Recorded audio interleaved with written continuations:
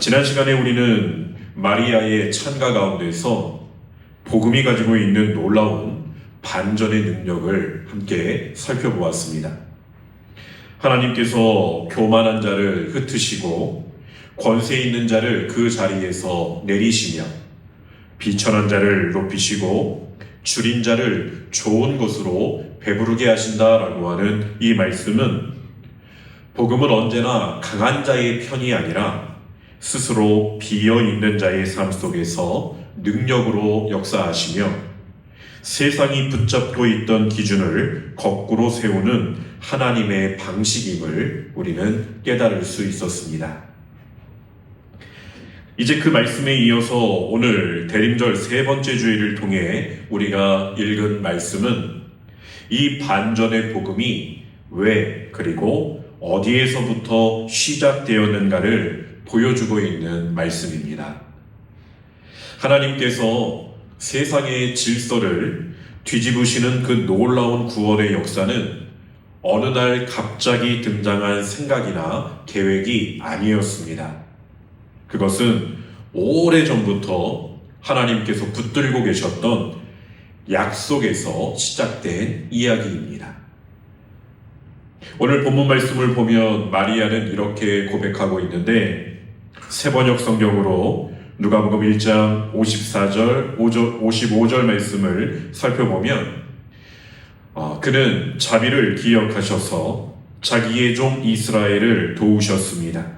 우리 조상들에게 말씀하신 대로 그 자비는 아브라함과 그 자손에게 영원토록 있을 것입니다 라고 하였습니다.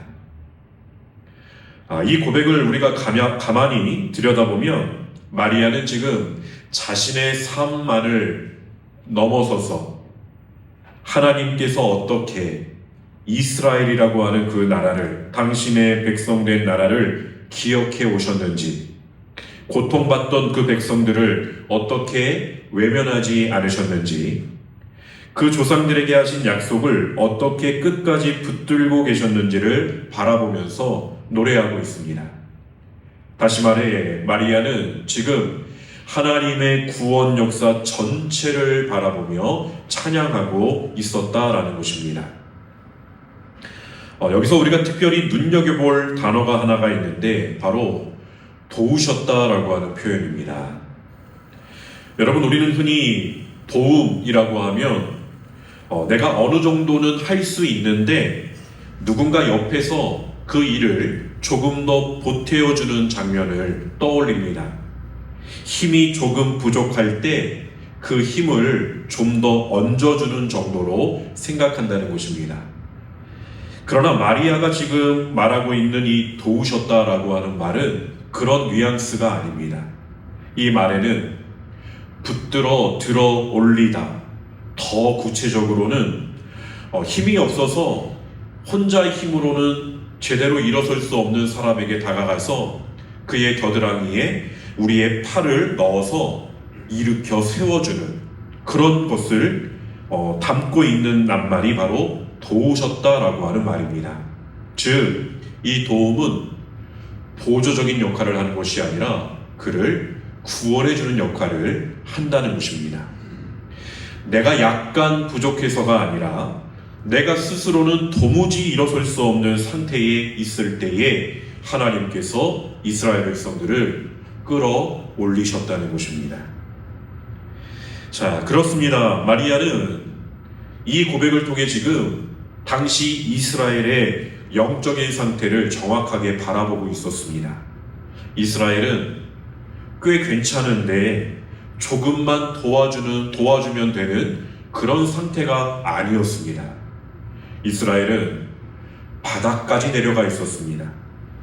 죄의 무게에 눌려 있었고, 현실의 압제에 눌려 있었고, 마음의 낙심에 눌려 있었습니다. 그러니 하나님이 그들을 도우셨다라고 하는 말은 그분이 멀리서 격려의 말씀만 하신 것이 아니라 직접 당신의 손을 내밀어서 그들을 바닥에서 들어 올리셨다라고 하는 의미가 되는 것입니다. 자, 또 하나님께서는 이렇게 이스라엘을 도우셨고 그 다음 표현으로는 그들을 긍휼히 여기셨다라고 말하고 있습니다. 여기서 이 긍휼이라고 하는 단어 또한 그저 단순한 감정이 아닙니다. 긍휼은 성경에서 하나님의 언약적 사랑, 곧 약속을 끝까지 붙드시는 사랑을 뜻합니다. 즉 54절 말씀에서 하나님께서 이스라엘을 긍휼히 여기셨다라고 하는 말은 단지 마음이 움직이셨다라고 하는 것만이 아니라 당신께서 그들에게 하신 그 언약을 기억하시고 역사 속에서 행동하셨다라고 하는 의미가 되는 것입니다. 자, 그렇기 때문에 이스라엘 백성들은 그들의 삶 가운데서, 그들의 역사 가운데서 이 하나님을 경험해 볼 수가 있었습니다. 하나님이 정말로 우리를 기억하셨다는 것을, 또 하나님이 정말로 우리를 건져내어 주시기 위해 움직이셨다라는 것을, 하나님의 약속이 그저 이 성경의 책으로만 글자로 남아있는 것이 아니라 그분이 직접 우리에게 오시고 계시다라는 것을 그들은 어렴풋이 알 수가 있었다는 것입니다. 그렇게 하나님은 당신이 선택하신 이스라엘 백성들에게 약속을 해주셨고 그 약속을 지키기 위해서 그들의 역사 안으로 들어오셨습니다. 이렇게 약속이 말로만 머물지 않고 몸을 입고 사건이 되어 나타나게 된 것, 바로 이것을 우리는 성육신이라고 부르게 됩니다.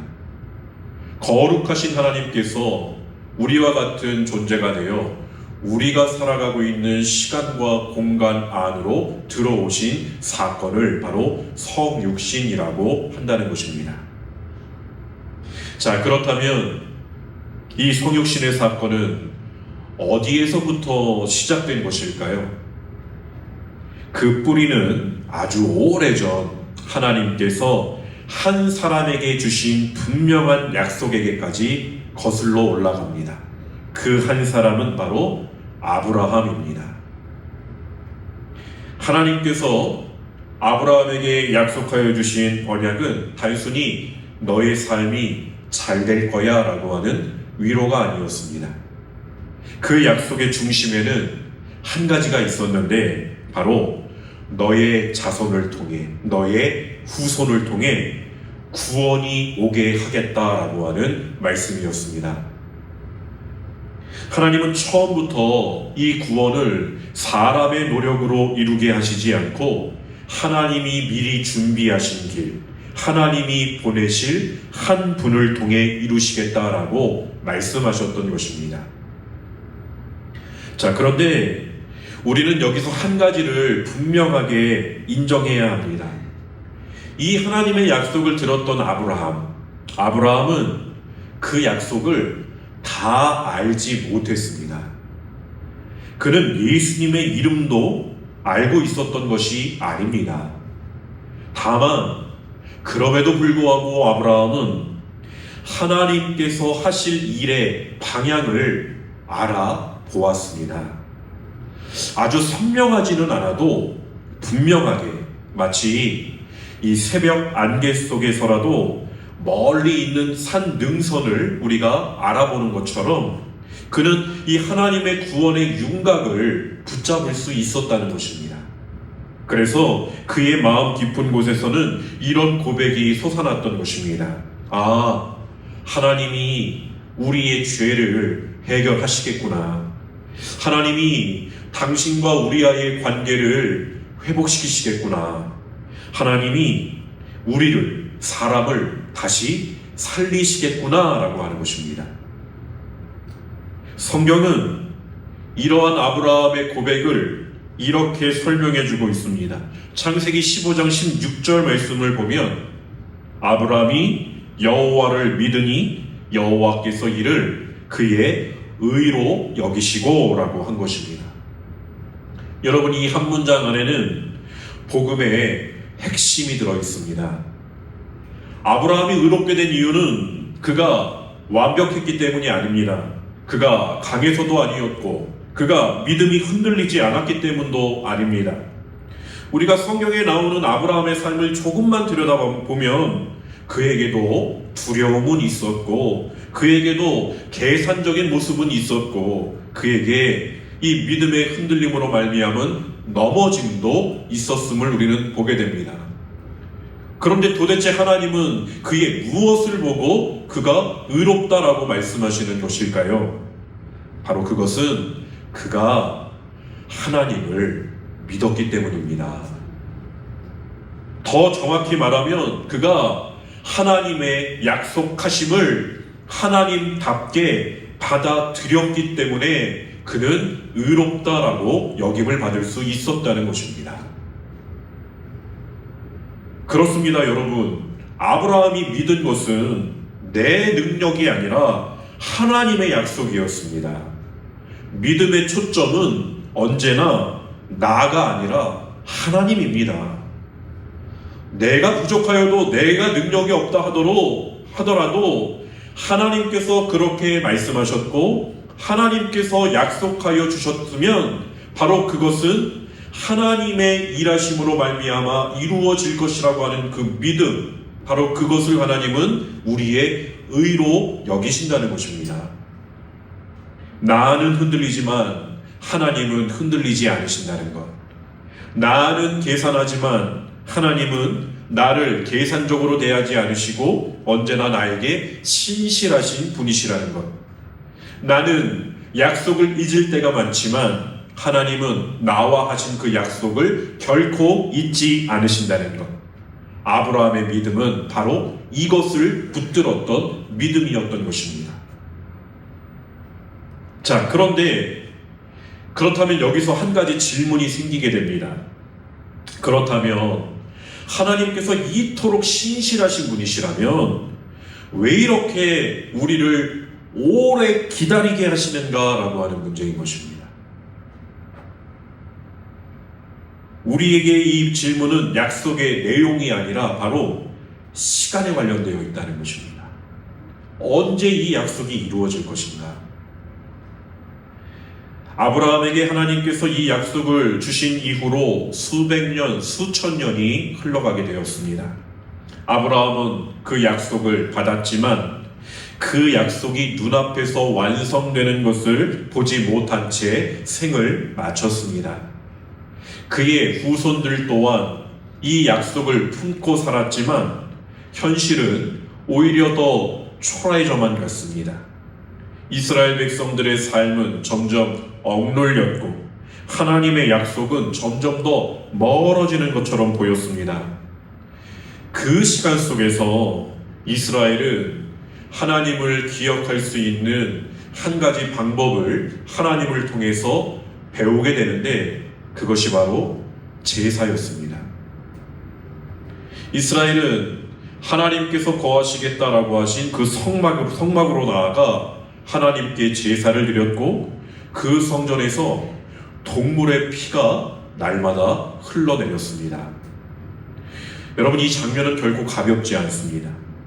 만약에 예수님께서 이 땅에 오시지 않았고 여전히 하나님께서 약속하신 그 구원자가 우리에게 아직 그 약속으로 남아만 있다라고 했다면 우리는 여전히 구약의 사람들처럼 교회에 나와서 빈손으로 나오는 것이 아니라 동물들을 데리고 가축들을 데리고 하나님 앞에 서게 될 것이었습니다. 그러면 여러분이 성경에서 보았던 것처럼 이 동물들을 가지고 어떻게 합니까? 그 동물의 머리에 안수하면서 나의 죄를 그 동물에게 전가하고 그 다음에 내가 그 동물을 죽여야 합니다. 그 동물의 피가 다 흐를 때까지 그 동물의 어떠한 곳이든 찔러 피가 다 흘러나오게 하고 그것뿐이겠습니까? 그 다음에는 어떻게 합니까? 그 동물을 잘라서 불에 태워야 했습니다. 불에 태우기만 하는 것이 아니라 때로는 그 동물의 가죽을 벗겨내기도 해야 했습니다. 여러분 하실 수 있으시겠습니까? 저 못할 것 같아요. 그 피라고 하는 것이 우리의 시선에 주는 그 두려움과 또 그 많은 동물들이 우리 한 사람만 그런 제사를 드리겠습니까? 하나님께 나온 모든 이들이 그 동물들을 데리고 동일한 방법으로 그 동물들을 죽이고 불태우고 하는 자리에 설 텐데 그 냄새는 또한 어떠하겠습니까? 그렇기 때문에 이 장면은 결코 우리가 가볍게 볼 일이 아니라는 것입니다. 피가 흐른다는 것은 단지 이 죄가 우리의 마음의 문제만이 아니라 생명을 요구하는 문제라는 것을 매번 그들의 눈앞에서 그들은 보아야만 했습니다. 죄는 생각으로만 넘길 수 있는 것이 아니었습니다. 반드시 값을 치르게 하는 현실이었습니다. 그러나 그 동시에 이 제사는 분명한 한계가 있었습니다. 그 제사들은 죄를 완전하게 해결하지는 못했다는 것입니다. 만약에 그 제사가 완전한 제사였다면 그들은 딱 한 번만 그렇게 제사 드리고 말았으면 될 일이었습니다. 그러나 그들은 매번 자신들이 죄를 지었을 때마다 매번 하나님께 나아가야만 했었고 해마다 또한 절기가 되면 그렇게 나아와야 했었던 그런 문제들을 가지고 있었습니다. 즉 수많은 동물들의 피가 흘려졌지만 인간의 마음 깊은 곳에 죄의 뿌리까지는 뽑아내지 못했다는 것입니다. 그래서 성경은 말하는 것입니다. 히브리서 10장 4절 말씀에 보면 이는 황소와 염소의 피가 능히 죄를 없이 하지 못함이라 라고 하였습니다. 그 피는 죄를 없앤 것이 아니라 죄를 잠시 덮어주었을 뿐인 것입니다. 자, 그렇다면 하나님은 왜 이스라엘에게 이런 제사를 허락하신 것일까요? 그것은 하나님은 죄를 가볍게 여기시는 분이 아니라 오히려 반대로 죄가 얼마나 무겁고 무서운 것인지 그리고 그 죄를 해결하기 위해 하나님이 무엇을 준비하고 계신지를 가르치시기 위해서였다는 것입니다. 이 모든 제사 제도는 결국 한 가지를 말하고 있습니다. 죄는 반드시 대속이 필요하다. 하나님은 죄를 그냥 넘어가시지 않으신다. 그러나 하나님은 죄를 처리할 길을 마련하실 것이다 라고 하는 것이었습니다. 그러니 성막의 번제단 앞에서 드려지던 제사는 단지 종교의식이 아니라 이스라엘이 매번 되새기던 메시지였던 것입니다. 우리는 스스로 죄를 해결할 수 없다는 것을, 우리에게는 누군가가 필요하다는 것을, 하나님께서 준비하실 참된 제물이 필요하다는 것을 이들은 매번 제사를 드리면서 깨달았을 것입니다. 그래서 그것들은 모두 아직 오지 않은 어떤 존재, 참된 제물을 가리키는 그림자였다는 것입니다. 그러므로 여러분, 이 기다림의 시간은 결코 헛된 시간이 아니었습니다. 하나님이 약속을 잊으신 시간이 아니라 오히려 기다림 속에서 백성들의 마음을 준비시키시던 시간이었습니다. 참된 구원이 무엇인지를 알게 하시고 참된 구원자가 왜 필요한지를 깨닫게 하시고 구원이 인간의 결심이나 결단으로가 아니라 오로지 하나님께서만이 하실 수 있는 하나님의 선물임을 배울 수 있게 하신 것입니다. 그 긴 기다림 끝에서 이제 마리아는 깨달은 것입니다. 하나님이 우리를 절대로 잊으신 것이 아니라 기억하고 계셨구나. 하나님이 약속을 붙들고 계셨구나. 이제 그림자가 아니라 정말 실체가 참된 제물이 오시는구나 라는 것을 마리아는 깨닫고 고백하는 것입니다. 그는 자비를 기억하셔서 우리 조상들에게 말씀하신 대로라고 하는 것입니다. 이제 그의 고백은 수천 년을 끌어안고 있었던 그 언약의 긴장이 마침내 한 생명, 한 사건으로 풀려나오게 되는 감격의 선언인 것입니다. 드디어 하나님께서 우리에게 약속하신 일이 이루어지는구나라고 하는 것을 그는 바라보았던 것입니다.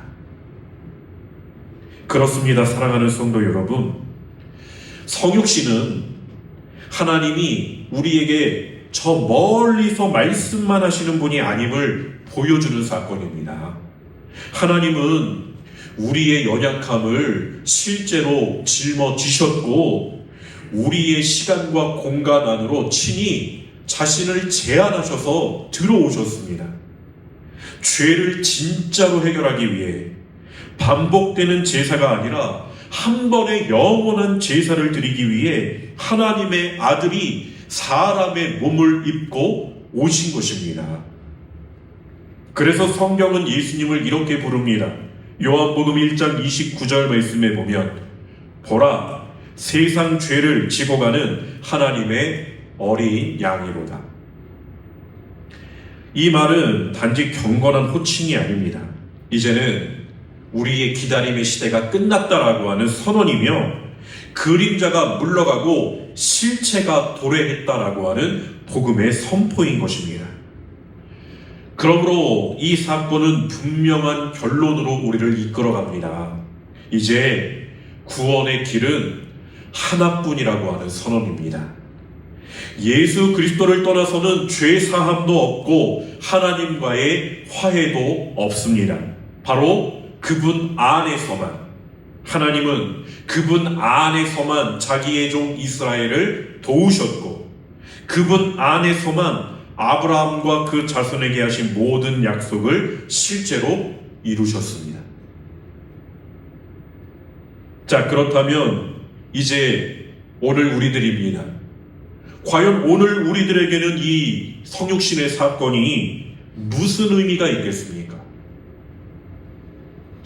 여러분, 우리는 종종 하나님의 약속을 믿는다고 말하면서도 우리 삶의 자리에서는 여전히 흔들릴 때가 많이 있습니다. 특별히 현실이 내 생각보다 더디 움직일 때, 기도가 곧바로 열매로 이어지지 않을 때, 몸에 병이 낫지 않고 관계가 쉽게 풀리지 않고 가정과 일터의 문제들이 제자리에 머무는 것처럼만 보일 때 우리는 마음 한구석에서 조용히 묻게 됩니다. 하나님이 정말 기억하고 계신 것일까? 왜 이렇게 시간이 오래 걸리는 걸까? 혹시 하나님이 나를 잊으신 것은 아닐까? 그런데 여러분, 이 질문은 믿음이 없는 사람들의 질문이 아니라 오히려 하나님을 믿고 싶어서, 하나님을 더 붙들고 싶어서 갈망하는 자들의 질문일 때가 많습니다. 신앙이 단단한 사람에게도, 오래 교회를 섬긴 사람에게도 이 기다림이라고 하는 것은 정말로 쉽지 않은 일입니다. 기다림은 우리를 인내의 사람으로 만들어가기 전에 먼저 불안의 사람으로 만들어갈 때가 더 많습니다. 그런데 여러분, 바로 그때 이 성육신의 사건은 그 질문들 앞에서 우리를 다시 붙들어주는 역할을 한다는 것입니다. 성육신은 빨리가 아니라 반드시라는 것을 우리에게 일깨워주기 때문입니다. 하나님은 우리가 생각하는 시간표대로 일하시지는 않지만 그분의 약속을 놓치신 적은 단 한 번도 없으신 분이라는 사실입니다. 처음부터 끝을 보시는 분, 시간에 갇히지 않으시는 분, 영원한 현재 가운데 계신 분이 바로 하나님이십니다. 하나님은 약속을 말로만 남기지 않으셨습니다. 문장으로만 기록해 두지 않으셨습니다. 몸으로 이루셨습니다. 그 아들을 보내셨습니다. 그것이 하나님이 신실하시다는 가장 분명한 증거입니다. 약속을 이루시기 위해 우리와 하신 그 약속을 이루시기 위해 그 하늘의 영광을 다 내려놓으시고 우리의 시간과 공간 안으로 들어오신 그 하나님, 우리가 느끼는 모든 감정들, 고통들, 슬픔들, 이 감정들을 다 느끼시면서 마지막 십자가의 그 고난의 죽음의 자리도 묵묵히 견뎌내셨던 그 주님이 왜 그 일을 행하셨습니까? 우리와 하신 그 약속을 이루시기 위해서. 그 하나님께서 어찌 우리와 하신 말씀을 잊어버리시겠습니까? 그러하기에 우리는 여기서 한 걸음 더 나아가 오래전 아브라함과 같이 아직 이루어지지는 않았지만 약속을 이루실 하나님이시기에 이와 같은 믿음으로 고백할 수 있게 되는 것입니다. 하나님이 이미 아들을 보내셔서 가장 큰 약속을 이루셨다면 이제 우리의 삶에 남아있는 약속들도 반드시 이루실 것이다 라고 하는 것입니다. 내가 결코 너를 떠나지 않겠다라고 하셨던 약속, 우리를 거룩하게 하시고 끝내 영화롭게 하시겠다라고 하신 약속, 지금은 완성되지 않은 것처럼 보일지라도 하나님의 때 안에서 하나도 빠짐없이 이루어질 약속들이라는 것을 오늘 우리는 신뢰하는 자리로 나아가야 한다는 것입니다. 사랑하는 성도 여러분, 하나님은 기억하시는 분이십니다. 하나님은 약속을 반드시 이루시는 분이십니다. 그 하나님께서 오늘도 여러분의 삶 가운데 친히 들어오셔서 여러분을 이끌어가고 계십니다. 이 은혜 안에서 우리는 다시 소망하며 기다릴 수 있는 것입니다. 대림절은 막연한 기다림의 시간이 아니라 약속을 이미 이루신 신실하신 하나님을 다시 바라보는 시간입니다. 주께서 오셨고 다시 오실 것을 믿으며 그 약속의 빛을 따라 오늘의 삶을 살아가는 시간이라는 것입니다. 오늘 말씀을 통하여서 그 하나님을 신뢰하며 기다림의 자리에서도 소망을 잃지 않고 오늘 이 대림의 길을 함께 걸어가는 우리 모두가 될 수 있기를 주님의 이름으로 간절히 축원드립니다. 우리 함께 나눈 말씀 마음에 새기며 그렇게 그 마음을 담아 하나님께 결단의 고백으로 나아갈 수 있기를 원합니다. 우리의 생각보다 더 크고 깊게 일하시는 하나님을 신뢰하며 지금도 약속을 이루고 계신 하나님께 우리의 기다림과 삶을 맡겨드리는 고백으로 이 찬양을 함께 올려드리겠습니다. 나의 기도하는 것보다 함께 찬양하겠습니다.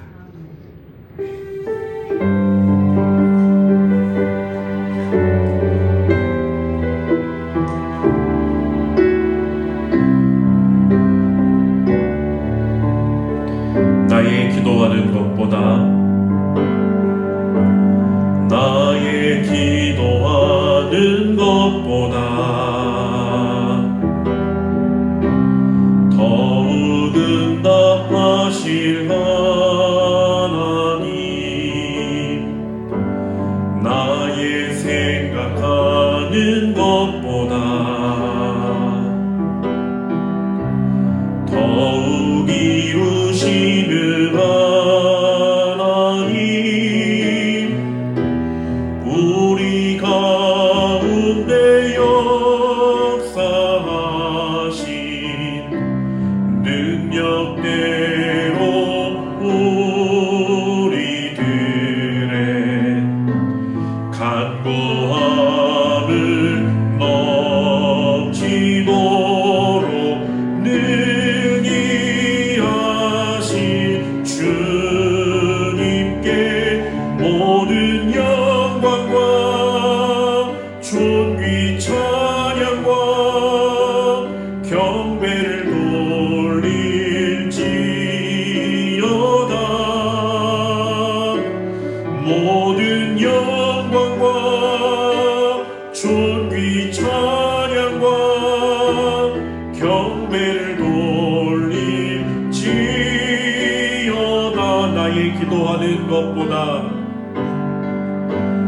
나의 기도하는 것보다 더 응답하실 하나님, 나의 생각하는 것보다 더욱 이루시는 하나님, 우리 가운데 역사하신 능력대로 우리들의 간구함을 넘치도록 능히 하신 주님께 모든 영광과 존귀 찬양과 경배를 돌립지어다.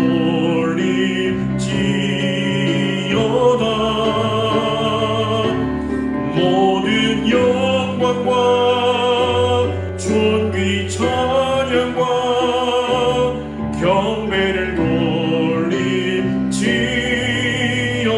우리 가운데 역사하신, 우리 가운데 역사하신 능력대로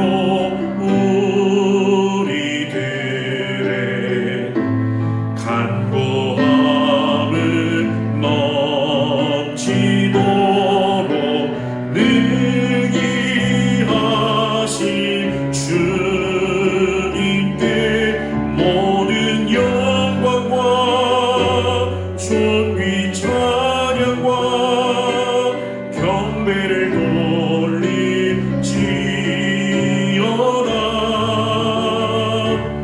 모든 영광과 존귀 찬양과 경배를 돌립지어다.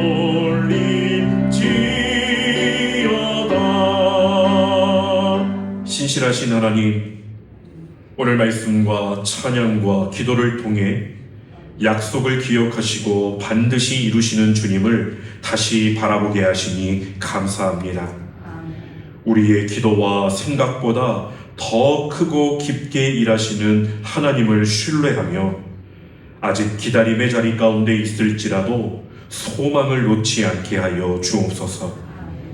이미 성육신으로 가장 큰 약속을 이루신 주님께서 우리의 삶에 남아있는 모든 약속도 하나님의 때에, 선한 때에 완성하실 것을 믿음으로 맡겨드립니다. 반드시 이루시는 분이 계시기에 소망을 놓지 않고 오늘의 길을 걸어가게 하여 주시옵소서. 감사드리오며 우리 주 예수 그리스도의 이름으로 간절히 기도드립니다. 아멘.